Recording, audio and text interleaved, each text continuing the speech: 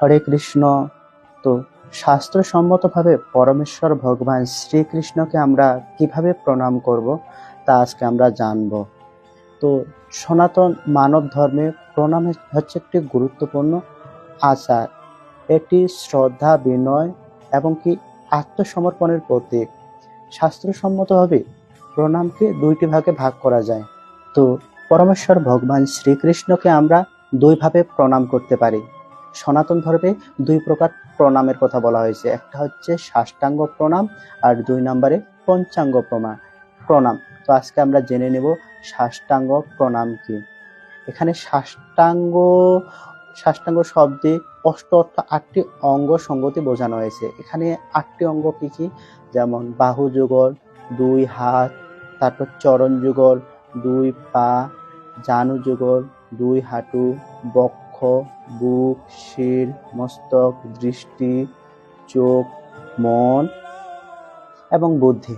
এখানে 8টি অঙ্গের কথা বলা হয়েছে। এই 8 অঙ্গ মাটিতে স্পর্শ করে দণ্ডবত হয়ে প্রণতি জানানোকে সাষ্টাঙ্গ প্রণাম বলে। আর পঞ্চাঙ্গ প্রণামে 5টি অঙ্গের প্রণামের কথা বলা হয়েছে। এই 5টি অঙ্গ দিয়ে প্রণাম করতে হবে। তো এখানে 5টি অঙ্গ হচ্ছে জানু যুগল, হাঁটু 1 নাম্বার, 2 নাম্বার হচ্ছে বাহু যুগল, হাত 2 হাত দিয়ে, শির মাথা 3 নাম্বার, আর 4 নাম্বার হচ্ছে বচন বা বাকশক্তি এবং বুদ্ধি। এভাবে হাঁটু গেড়ে মাথা মাটিতে স্পর্শ করিয়ে প্রণাম করাকে পঞ্চাঙ্গ প্রণাম বলা হয়। তো প্রণাম করার সময় পরমেশ্বর ভগবানকে আমাদের কি বলা উচিত? তো এটা শ্রীমদ্ ভাগবতের 11তম স্কন্ধের 27তম অধ্যায়ের 46 নম্বর শ্লোকে পরমেশ্বর ভগবান শ্রীকৃষ্ণ বলেছেন। তিনি বলেছেন, হে প্রভু, আমি মৃত্যুর ভয়ানক সাগরে পড়ে আতঙ্কিত ও আপনার শরণাগত, অনুগ্রহ করে আমাকে রক্ষা করুন। তাহলে প্রণামের সময় আমাদের প্রত্যেককেই এই কথা বলতে হবে। প্রণাম করার সময় কোন স্থানে দাঁড়িয়ে প্রণাম করতে হবে এবং কিভাবে প্রণাম করতে হবে, তো আসুন জেনে নেই। তো ভগবানের সামনে, পেছনে, খুব কাছে বা গর্ভমন্দিরের ভেতরে প্রণাম করা কিন্তু উচিত নয়, কোনো ব্যক্তি উচিত নয়।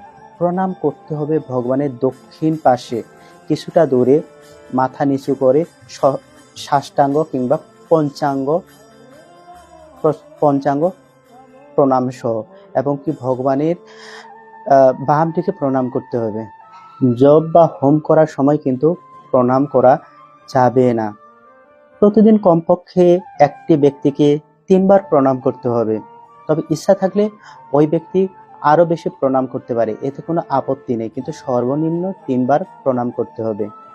প্রণাম কেবল শারীরিক নয়, এটি আমাদের মন, বাক্য ও বুদ্ধির গভীর শ্রদ্ধা প্রকাশ করে এবং যথাযথভাবে প্রণতি নিবেদন করলে তা শুধু আমাদের আচরণগত পরিবর্তন করে না, আমাদের আধ্যাত্মিক উন্নতিও সাধন করে।